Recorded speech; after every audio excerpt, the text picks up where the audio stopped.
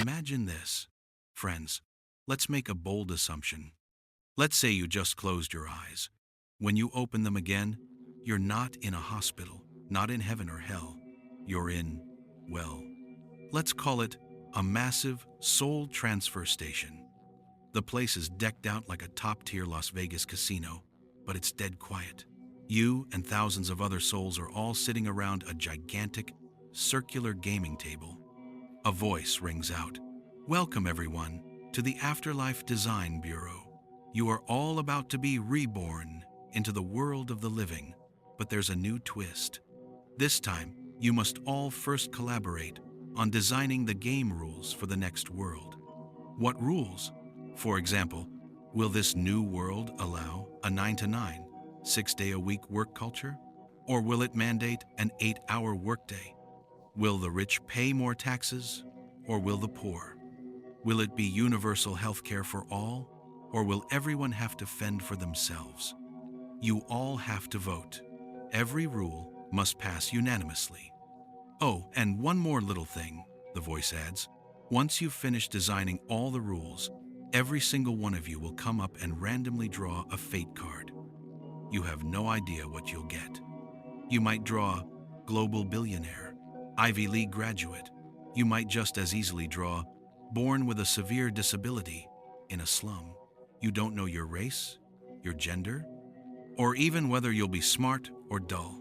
Everything about who you will be is hidden behind the dealer's hand. The table instantly erupts. Just then, a sharp-looking gambler soul stands up. He clears his throat and says, "Everyone, I have a thrilling proposal. Let's go big. Let's set up a king and slave system. 90% of the population will be slaves, serving the other 10% who will be kings. The kings get everything. This way, we all have a 10% shot at living like gods. Who wouldn't want to be a king?" He looks at you. Everyone else at the table turns to look at you. The tension is thick. Now, you're holding a vote that decides the fate of this world. How do you vote? Do you bet your entire next life on that 10% chance of being a king? Or are you terrified that just by a stroke of bad luck, you'll draw one of those 90% slave cards? This gamble in the Soul Casino has just begun. Are your palms sweating? If you like this thought experiment, if you think this premise is interesting, this kind of content isn't easy to make. Please give us a like and subscribe. We're about to reveal just how this high-stakes game of fate is really meant to be played. Friends, this Soul Casino that's put you in such a bind is actually a thought experiment designed by one of the 20th century's greatest philosophers, John Rawls. He gave this casino rule a name: the veil of ignorance. So, what's so brilliant about this veil of ignorance, this Soul Casino rule? The most brilliant part, the thing that really hits me, is that it's not holier than thou at all. It doesn't assume you're a good person. It doesn't require you to be naturally kind or selfless. Quite the opposite. It treats you as the most cunning, most rational, most self-interested egoist imaginable. Think about it. In that Soul Casino, when you don't know which fate card you're going to draw, your first thought isn't, "I must save all sentient beings and create a perfect utopia." Your first thought is, "I absolutely cannot let this blow up in my face. I cannot end up as one of those 90% slaves." You're not selfless, you're afraid to lose. To understand this, we have to talk about a psychological hurdle we all have. This is the first psychological metaphor we'll talk about today. I call it the lucky winner's bias. Friends, think about our society right now. Why is it that the moment we talk about fairness, everyone just ends up in a shouting match?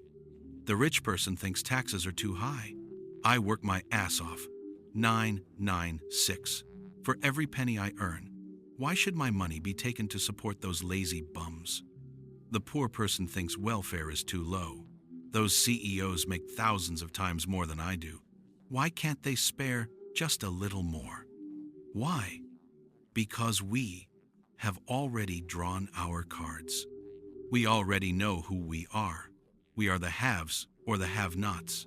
We are already sitting at the Monopoly board. It's just like when you're winning a game of Monopoly. You had a lucky start, got double the cash, every roll of the dice landed you on chance, and you bought up the whole street. Finally, you bankrupt everyone else. You win. You lean back in your chair, light up a cigar, if you're into that, and say, "See, I won. It was all thanks to my superior business acumen and brilliant risk management." Was it, though? You've probably forgotten that you just got lucky, and the guy who landed on your property on his first roll and went immediately bankrupt, he thinks the game's rules suck. All of us, right now, are just players who have already won or lost. We can't really change the rules fairly, because we will only change the rules to benefit ourselves. Our perspectives have already been contaminated by our fate cards. But the veil of ignorance does something genius. It forcibly collects everyone's fate card, throws them on the table, and reshuffles. Reset? In that soul casino, you're flying blind. You have no idea who you are. Your biggest worry is definitely not, if I become a king, can I be just a little bit more comfortable? Your biggest worry is that one possibility, that 1%, or even 90%. What if? What if I draw the absolute worst card in the deck? What happens to me then? This is the core of Rawls's theory, a very J-type logical concept called maximize the minimum, or the maximin principle. Translated into plain English, it means when you don't know who you'll be, a rational person will prioritize designing a society with the strongest possible safety net. A society where even the unluckiest bastard, the guy who draws the lousiest card, can still live a life of dignity. Because you know, deep down, that unluckiest bastard could very well be you. Okay, so let's see. This group of rational soul gamblers huddled around the table, arguing for 3 days and 3 nights. What game rules do they finally settle on? Old man Rawls already thought this through for them. He said, in the end, everyone will agree on 2 iron-clad rules. The first iron-clad rule is called the liberty principle. This one's easy to understand. It's like opening a buffet. Rule Hashon is, everyone gets a plate and everyone gets in the door. Behind the veil of ignorance, you don't know who you'll be, right?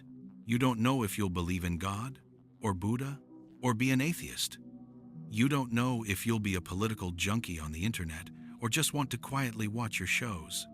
So, the very first thing you'll protect is your right to be yourself. Freedom of speech, freedom of religion, freedom of assembly. All these basic human rights must be maxed out, and they must be equal for everyone. Of course, in our storyteller's terms, freedom isn't borderless. The rule is, your freedom can't be used to smash someone else's plate. You have freedom of speech, but that doesn't mean you have the freedom to slander and destroy someone else's life. Everyone agrees on this pretty quickly. But the real meat of the issue is the second iron-clad rule. This rule is designed specifically to handle the problem of inequality, and it's the one they fight about the most. Our soul gamblers quickly realize that pure everyone gets the same pot of rice, communism doesn't work. If you get the same reward for doing a great job as for doing nothing, who's going to do the hard, back-breaking jobs? The world would grind to a halt. So, inequality has to exist. But the question is, what kind of inequality is fair? Rawls splits this rule into 2 parts. Part 1 is called fair opportunity. This sounds like another empty platitude, but really think about it. What does fair opportunity mean? Does it just mean, oh, we have equal opportunity here. The best school in downtown is open. Anyone can go. But from behind the veil of ignorance, you'd immediately shoot back. Hold on. What if I draw the parents' card that can't afford the tuition? What if I draw the birthplace card for a remote village with no school buses? It's like a foot race. It's not fair just to say, I'm not stopping you from running. When the gun goes off, anyone can run. you have to ensure that everyone's starting line is as level as possible. You can't have some people starting on a rubber track with top-of-the-line running shoes, while others are in a mud pit, barefoot. So, fair opportunity means that a person's destiny shouldn't be locked down by factors they cannot choose, like their family background or birthplace. Okay, here comes the main event. Part 2. Rawls's most unique signature move, the difference principle. I call this the "you must leave the unluckiest bro a way out" principle. This rule is the hard lever that Rawls places on all inequality. He says, fine, society can have inequality. Some people can be CEOs and make a high salary. Some can be doctors and earn a lot of money. But there is one condition. Your system of inequality must also benefit the weakest, unluckiest person in society. Let's go back to that brilliant example from the original text. Why can doctors earn so much money? This is obvious inequality. Behind the veil of ignorance, you do the math like this. I will allow doctors to earn high salaries. Why? Because that high salary will incentivize the smartest people in this society to pull all-nighters, to study like crazy, to go into medicine, to cure cancer.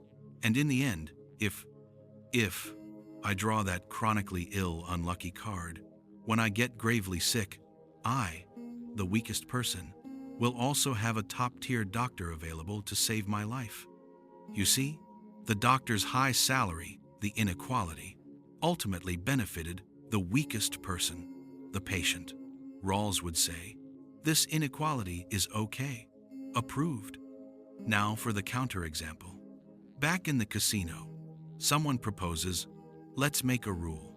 We'll allow CEOs to implement a 996 blessing culture, forcing employees to work insane overtime, crushing the health of the unluckiest employee. And in return, the CEO gets a multi-million-dollar bonus. From behind the veil of ignorance, would you agree?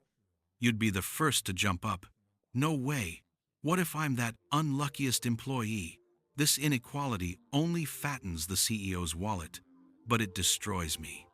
That's not the difference principle, that's daylight robbery. Rawls would say, this inequality is unjust, denied. So you see, Rawls's veil of ignorance isn't about eliminating differences. It's about ensuring that all differences and inequalities act like a rope. As they raise the ceiling, they must also lift up the floor, the quality of life for the most vulnerable. So, let's look back at our soul casino from the beginning. That guy at the giant table, the one who wanted to gamble on the 90% slave, 10% king system, what happened to him? He was shut down by a unanimous vote. Why? Even he chickened out when it came time to vote. Because everyone used their rationality and did the math. Risk 90% misery for 10% ecstasy? The risk is too high, the payoff too low. That's not a gamble, that's suicide. And so, this group of soul gamblers, this group of enlightened egoists, finally unanimously passed Rawls's 2 street rules. First, every one of us must have the most basic freedoms. Second, we can have inequality, but only if it also benefits the unluckiest bro, and only if our starting lines are as level as possible. They designed a society with a safety net, a floor, and fair opportunity. The rules are finalized. Everyone stands up. The voice rings out again. Very good. The rules are set. Now, will everyone please step forward and draw your fate card? The veil of ignorance slowly begins to lift. You, too, take a deep breath, walk forward, and from that massive deck, you pull a single card. You're afraid to look. You walk into the world that you, yourself, designed. All right, friends, the story's over. But this thought experiment, it's like a mirror. And when we take this mirror out of the soul casino and aim it at the real world we live in right now, well, the reflection is a real slap in the face. The most powerful thing about Rawls's thought experiment is that it forces us to face off with our hottest current issues, especially those that cause the most sound and fury. Take the healthcare debate, especially in the US. When we're arguing fiercely about whether universal healthcare is just coddling lazy people, or whether one ambulance bill should be allowed to bankrupt a family, you ask yourself, from behind the veil of ignorance, would you dare to gamble that you and your family will be perfectly healthy for your entire lives? Would you dare to bet that you won't be the one who draws the "got cancer, but no insurance" card? Take the education rat race. When we're discussing elite education, pricey school zones, or legacy admissions, where you get in just because your parents went there, you ask yourself, from behind the veil of ignorance, would you be willing to let your talent, your hard work, be completely buried just because the parents' card you drew wasn't good enough? Are you really okay with your starting line being further back than someone else's finish line? And then there's the most sensitive topic, identity politics. When we're arguing about various rights, discrimination, and prejudices, you ask yourself, behind the veil, when you have no idea what race card, gender card, orientation card, or religion card you're going to get, what kind of rules would you design then? You would 100% design a system that is as inclusive and respectful as possible. Not because you're a saint, but because you're afraid. Afraid that you might be the one who draws the outcast card. Rawls forces all of us to admit something very uncomfortable. Are the many opinions, and even the so-called justice that we hold on to today, really derived from reason? Or do they just come from the fate card we happen to be holding in our hand right now? This thought experiment is like a bias filter. It coldly asks us, these ideas you have, are they your principles? Or are they just your privilege? Of course, the moment Rawls's soul casino theory came out, the number of philosophers lining up to oppose him could stretch from Harvard to Hollywood. That's normal. No magic trick can fool everyone. Right away, the free market camp, like his colleague Nozick, jumped up. Hang on, Rawls, you snake. Why should you steal my hard-earned money to subsidize the unlucky ones? That's the tyranny of the many over the capable. My money is mine. Then the true gambler camp jumped up. But I love to gamble. I want that 10% chance to be king. I can't stand a mediocre, safe society. Who are you to decide for me that I'm afraid to take that risk? And the communitarian camp said, Rawls, you've stripped people of everything that defines them. Gender, family, history. Is that even a person anymore? It's an abstract ghost. People are defined by their communities. All of these criticisms, to be honest, have their points. But they might have missed the real point of Rawls's magic trick. Friends, the greatest power of the veil of ignorance isn't that it provides a standard answer. It's not a perfect social contract for us to copy-paste. Its real power is this. It is an empathy wrench. Do you get it? It's not asking you to abandon yourself. It's forcing you to embody all possible selves. It's not a political blueprint. It's a spiritual checkup. It's not checking your political alignment. It's checking your human biases. This thought experiment, in the end, isn't asking you, what kind of world do you want? It's asking, what kind of world do you dare to want? So, friends, next time you think a rule is common sense, next time you think a policy is just the way it is, next time you think your success was all because of you, just ask yourself that one bone-chilling question. If I didn't know who I was going to be, if I didn't know which fate card I was about to draw, would I still dare to sign my name to those rules?